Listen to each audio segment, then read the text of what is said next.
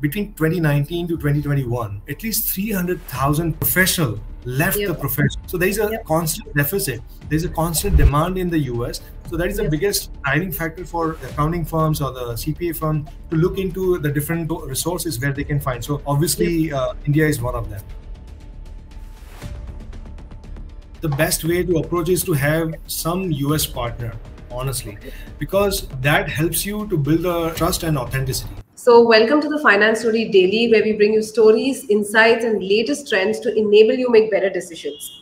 So over the last decade, we've seen the Big Four set up capability centers in India, and they have been on a hiring spree since 2020. So to help us understand more about the opportunities in this space, we have with us CA Shrenik, who is the MD of Armanino India. So Armanino is one of the top 25 largest independent consulting and business firms in the US. So Shrenik, can you tell us about your journey? How did you get into the space? From what I see, you started in this space in 2004. I started my journey right after completing my CA. As a matter of fact, I accepted the offer before even my final results were out. At a 401, who knows the score? 401 is a very lucky score because 400 is like a passing score. But I was very clear when I started my CA journey that I think CA would not be my final destination because of several reasons. But one of the major reasons that attracted to CPA was the professional excellence that I was looking for to get an edge over others, because the market was buzzing and CA was almost becoming like a very basic degree in finance, where people were looking for an extra over CA, like what is next. So to be competitive, you always have to be to have an edge over others. So that's how my journey started. And I was lucky enough to start with one of the, it was a very small firm, but the team was really great. I got an opportunity to take the CPA exams in 2007 and 8. I passed. I got some secondment opportunities to go and work in the US for some time. So that added a huge value to my professional career. And that's how my journey began with the CPA firms. Amazing. So Shrenik, when you talk about 2004, at least today, we see a lot of CAs proudly being a part of this industry, but that wasn't the case earlier. So weren't you in two minds, and was it okay as a career decision that you took way back in 2004? Yeah, that's a great question, Chingal, because actually, I still remember one of the very known practicing chartered accountants actually once told me that when I took this decision that you probably are making a huge mistake and probably you're a fool kind of thing. So, but I was very sure that what exactly I want to achieve. I was not doing CPA just to get an entry into US, but I was focusing on professional excellence. At that time, obviously, the number of avenues were limited. It was limited to accounting, tax, and audit. And I was more driven for tax field. So I took the tax as my career. But overall, I was very clear that I want to do a very clean and professional work in CPA field, and CPA firms would provide that platform to me. Amazing. Would you want to tell us a little bit about your growth over the years? Like from 2004 till 2024, it's a 20-year journey. A little bit about that. Sure. So it's been an amazing journey, I would say. Like I started as a very, as an accountant. Then I became like a director of the Indian operations, and the name of the firm was GRC, and I became director of GRC Private Limited. And then I got an opportunity to move to US because one of my senior managers was retiring. So in 2010, I moved to US. I got an opportunity to directly deal with the US clients there under Graf Repetti and Company, which became MGI Repetti after passing of the then managing director, Mr. Graf. Then I got an opportunity to work with Citrin Cooperman as a part of merger in July 2014. Our firm merged with Citrin Cooperman, and at that time I was a tax manager handling high net worth individuals. And at that time, Citrin did not have any offshore units in India, and we had just about less than 10 people in India at that time, and it was a very small unit. But with perception and perseverance, I convinced the management of Citrin Cooperman, including Joel Cooperman, whom I regard a lot as a mentor and as a great leader. finally, I got an opportunity in November 14. I still remember the date. It was 12th November 2014, because that was my turning point in my journey. They gave, like, Joel gave me a 10-minute slot in partners meeting, and I prepared at least for 100 to 200 times for that 10-minute preparation. It was a presentation in front of almost 300 people, directors and partners, about India office, because it was a new concept for them at that time, and not everybody was fully aware of the pros and cons and things like that. So that completely changed my professional career. So everybody got convinced. We started with one of the we had multiple offices even at that time. So we started with New York City's tax work in 2015. I was in New York. I was living in Jersey, working from New York City. So everybody liked the work, quality of the work, the quality of the people that we hired. And then in one of the just like a informal meetings, Joel tossed an idea that, would you like to move to India and run the operations from India? We thought over it. There was no plan as such, but we thought over it with my family, and I moved back in 2016 February, and I started Indian operations of Citrin. We started with like less than 10 people, and when I left, it was close to about 350 people, with multiple fields like tax, audit, consulting or advisory, and operations. And within each service line, we had multiple service lines. Like within tax, we had not-for-profit, we had international tax, SALT. Within audit, we had HUD team, we had a Yellow Book team, we had finance services team. Within advisory, mergers and acquisitions, we had valuations, and so on. Within operations also, which was a non-client service kind of, so HR would have their own team supporting the US team in India. Marketing had their own team. Lead people had their own backup office in India. So there was a lot more compared to when we started.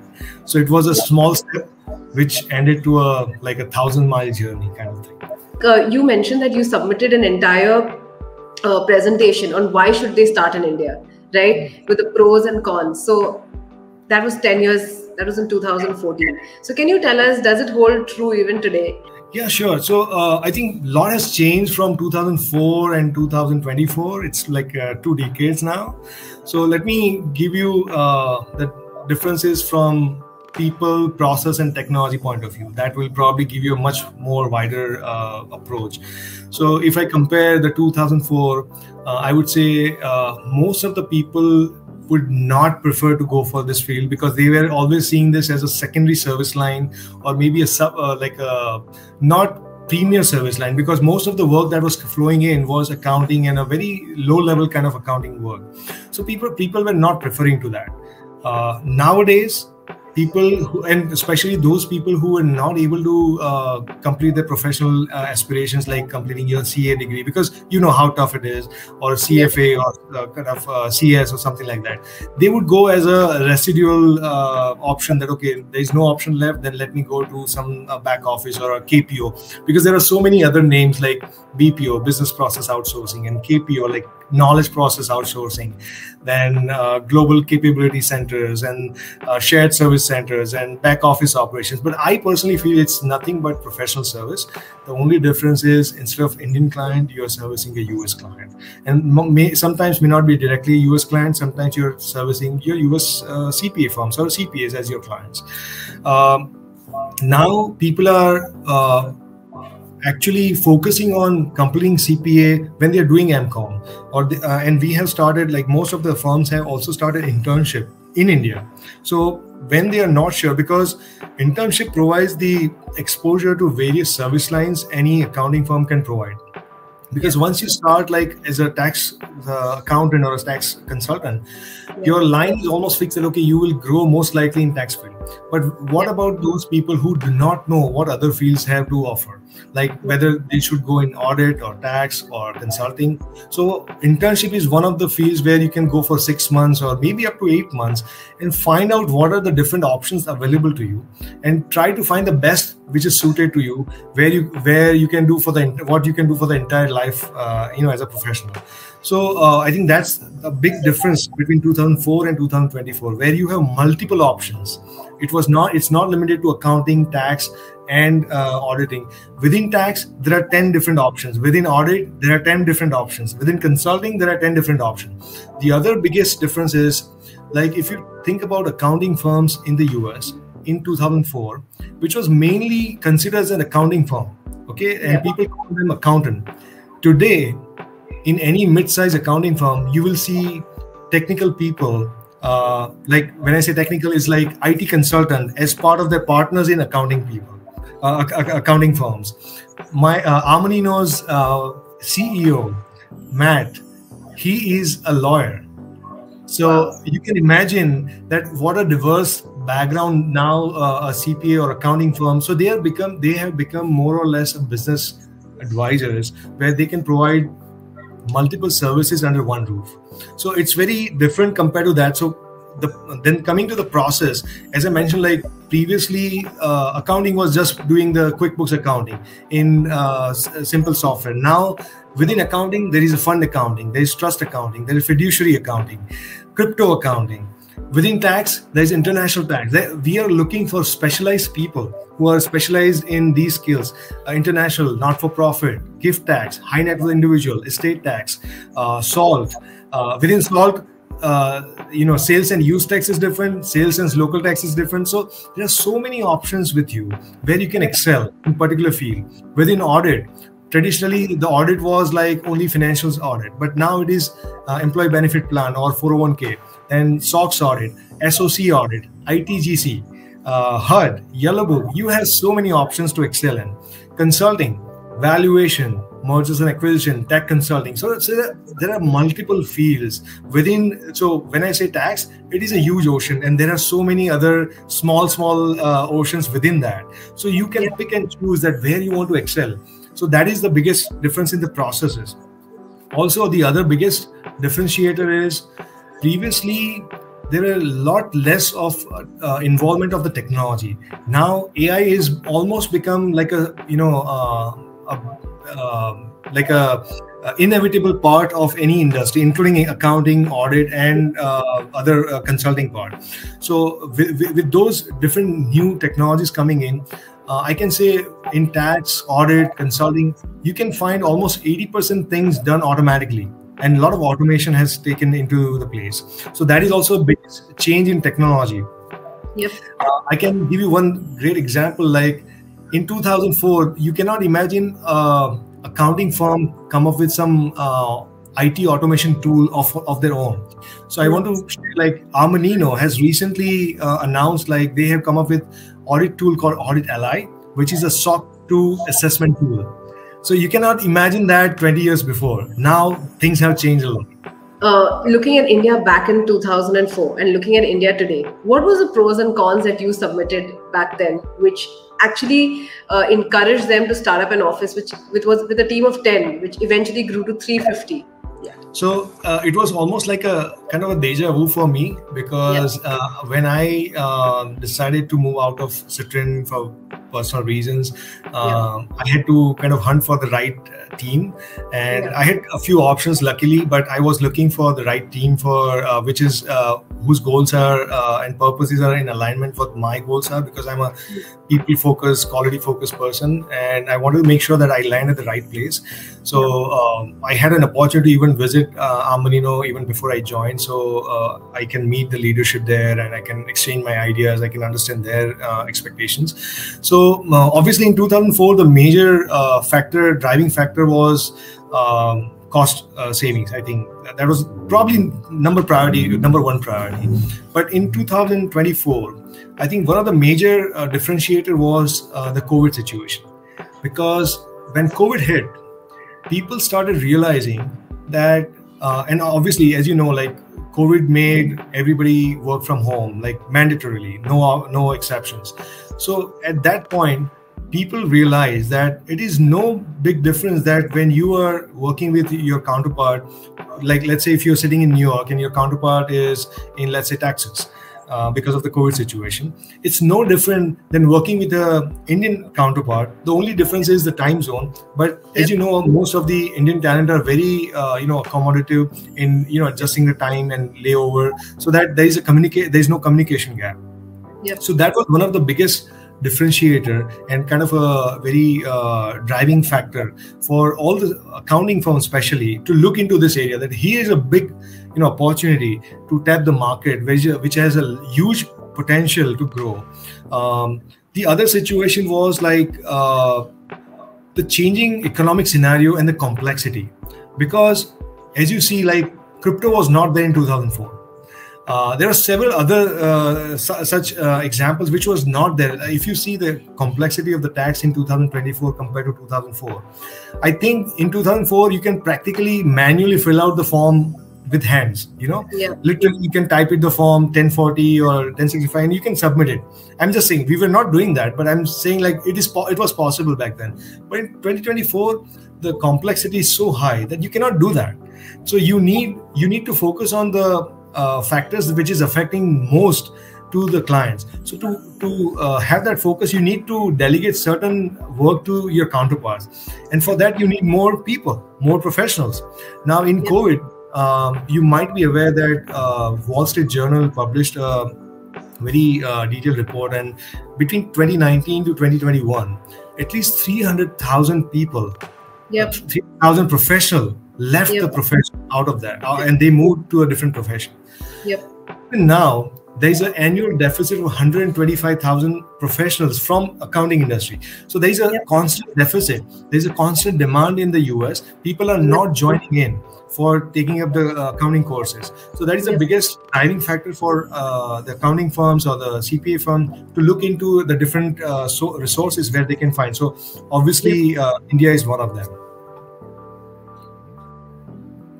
Amazing. So in 2004, it was mostly cost, but now it is talent, it is capabilities, it is the opportunities, and the talent that is so mature to handle, all of the needs.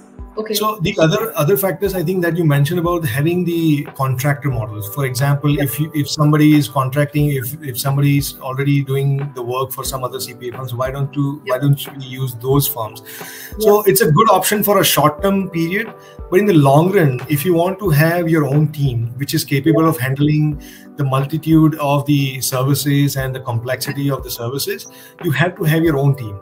And honestly, Armanino had the same model. They had a huge contracting model in Philippines, and they may switch some portion of that to India, because there is nothing that can beat having your own team. And there are two aspects of it. I always say this, like having an own team is a different thing, and owning your team is a different thing. So when I say owning the team, you have to nurture them with the right training, with the right guidance and feedback. Because when it comes to contractor models, you always see them as a third party, or as a, like whenever there is a overflow of the work, you try to use them as a, as a short-term solution to overcome the, deadlines and all that. But when it comes to your own team, it's a permanent stature in your, it's more or less an extension of your office. So that becomes a huge asset to the firm in the long run. So that is the biggest differentiator. And as you know, in India, you get smart, hardworking, capable people, and most of them are flexible in timing. Also, they can extend some hours in the late night. So if somebody sitting in California, they can speak up to 10 p.m., 11 p.m., or they can in the early morning, 9 a.m., which is 10:30 or 9:30, depending on the time zone. That flexibility is not seen in other parts of the world. So that is the biggest differentiator in India. How do you approach them? Like, how do you start? Like, you have so much of experience interacting with US CPA firms. You know so many of them, right? So there are so many folks in India who want to connect with those US CPA firms. How do? You cannot just cold email them and connect with them. It doesn't work. So give us some practical steps.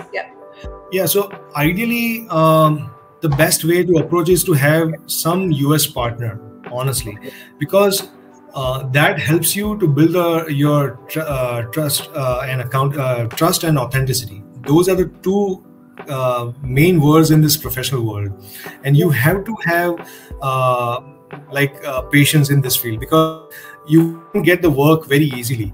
Because it takes time to build a trust in this field. So if you have a local partner who can be stationed in the US and who can get you those clients, that will be the best I would say strategy to have. Maybe a local office. Just like think of a situation in a different way. Like if you want to outsource a firm, outsource your work to, let's say, some other country, would you just outsource them just based on emails? Put yourself in the other side of the table, and then think what are the things that you would vouch for. You would do the basic due diligence. That kind of questions will give you proper answers, that how would you approach on the other side of the table. So that's where you have to do. Like if you have a person to go to, like even during the daytime, let's say somebody is in California, and if you want to have them as a client, if you have an office in California, maybe represented by one person, but if there's a go-to person, then there are high chances that person can get you much more work compared to sitting in India. Shrenik, the next question that I have is from somebody. He says that, hey, you know what, now a lot of these US CPA firms are being set up in India. How do they discover wherein they get an opportunity to be an MD for their Indian office? Like, how do they make themselves? They may be having a lot of 10 years of experience, Yeah. So how do they stay in touch with these CPA firms to handle their India office? Yeah, it's a great question. So I think depending on the firm, what they are looking for. So I think, again, you have to reach out to the firm in the right direction, because, mailing a CV directly will be a cold method to approach them. But if you know somebody who can introduce you to these firms, could be the right way to approach them. Second thing is, as I said, like before you aspire to be an MD or the head of the India operations, again, these are all titles. I think you have to understand why this firm is coming to India. And if your why and their why are matching, there are high chances that you'll be selected. So do not focus on the title, how you can help them set up the operations in India, how that setup will help you grow as a professional in India. If those things are matching, you are probably the right candidate. Because when people interview, when US team members interview the candidate, they do not only look at the titles that you have worked for, or they do not look at the number of years, but they also look like what kind of personality you are.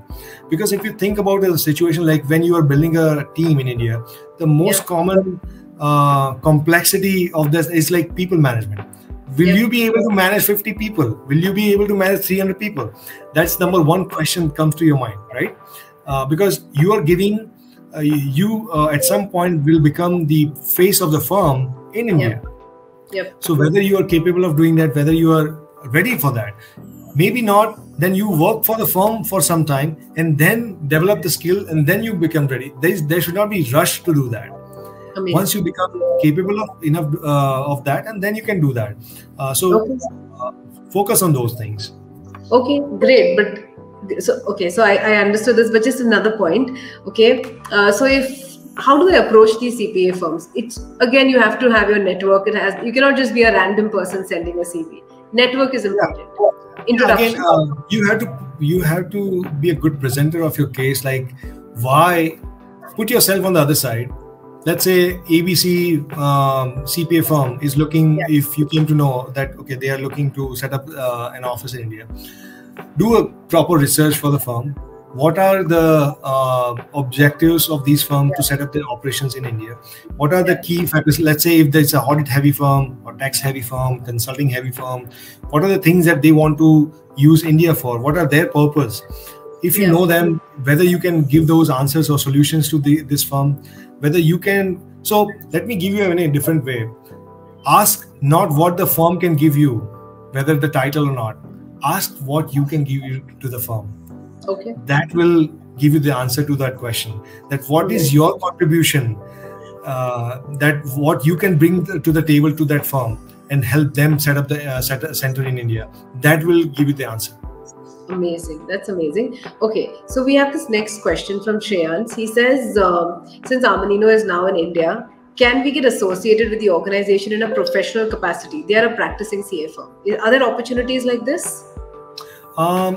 In the near future, I do not see that, but there is no harm in connecting. you can always connect and have a chit chat, and you can at least showcase your capabilities. You never know what kind of projects come up, and we can always connect. So there's no harm in connecting and share those capabilities with us. Okay, amazing. So Shreyans, you can connect with Shrenik, right? You're also hiring for freshers, right? I have this one question. Freshers? Yeah, I mean, because it's my first year, I would be targeting for little experienced people who can help me build the teams. But in the future years, we'll be not only hiring freshers, but we'll be hiring interns whom we can train, because I personally believe there's nothing better than homegrown talent. Because I have seen a lot of people who have started with me as an intern and they became managers. So there's nothing like that. So I would be always in a favor of hiring interns, but right now we are not ready for that. So once we are ready, we will go for that. Okay, I have this last question because I know we're getting a lot of questions over here, right? But I'll just take this last one, which I had planned to ask you. Okay, so my question is, Shrenik, you guys are based out of Ahmedabad, right? I was reading some reports which says, the top 6 cities in India. There are 6 cities in India where there's going to be, most of the GCCs are going to be located in those cities. What would you Excellent question, Chandler. Excellent question. Okay. So the reason why I started in Ahmedabad, because I'm based out of Ahmedabad, and obviously we got an opportunity in Ahmedabad, so that's how I started. But there's another reason also for why Ahmedabad is actually becoming like a top choice for a lot of GCCs and other shared service centers. Yeah. The reason is the talent pool, because if you know the geography of the India, like the western part, like starting from Maharashtra and Maharashtra, Gujarat, and Rajasthan. I mean, accounting is in DNA of the people. Yeah. But if you see the southern part of the country, the software is in their DNA of the country, right? In the DNA of the. So that's the reason why most of the software companies are set up in those fields. Yep. So there's a high potential that a lot of other firms, and as I see, like day in and day out, like a lot of small firms are opening their offices in Ahmedabad specifically because they see a lot of talent pool here, because there are a lot of accounting professionals here. And as a matter of fact, even in chartered accountants' data statistics, they say that more than 25 to 30% of their chartered accountants are from this western region, which is a substantial number. So that is one of the reasons why people, because obviously they will look for a talent, the right talent. So depending on the firm's talent requirement, they will choose the right center for them.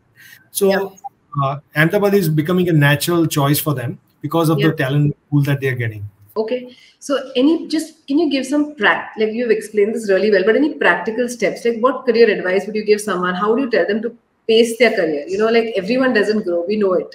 So, I mean, many people would have started with you, but you've grown in this space, correct? So how do you make that career choice? Like, because there are so many of them are joining this industry. What next? Like, how do you navigate?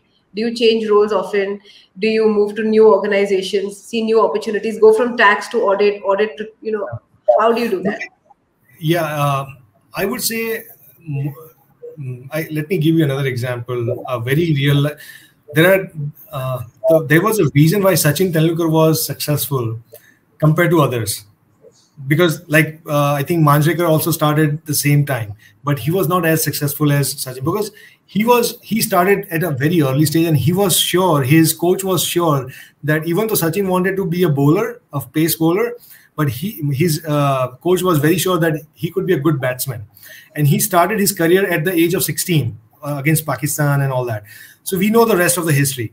So same applies to you, that if you are clear in your thought process that, okay, I want to excel. So that decision making point can happen either in your internship or when you're working after 3 years in particular industry. So there are so many professionals I have seen, that there are people who, I just recently interviewed a candidate who was a science graduate, but who is excelling in valuation now. Wow. He's a valuation expert now. So it depends on when that why moment will come into your life. I don't know, but to bring that moment, you have to constantly be cognizant of the fact that I have to keep asking myself that am I on the right track? Am I do I have my why, that why I'm in this profession, or why I'm this in this field, or why I have joined this firm? If that is clear, you will get the next direction. Because I know the reason why you ask is because a lot of people I see doing changing the job very frequently, like 1 year, 2 year, and they just want to make a move to get extra 40%, 30% increment in the pay. It may give you the short-term gain, but in the long term, you'll find yourself stuck if you're not making a wise move. The why should be very clear. As I said earlier, like, do not go after titles and money. It is a natural byproduct. It will come to you automatically. So if you are going after professional excellence, if you want to be an excellent valuer or valuation expert, go with the field which even though they give you lesser pay, but if they give you challenging work, opt for that. And because that will make you much more stronger professional, and it will attract you 10x the salary that you might even not expect it.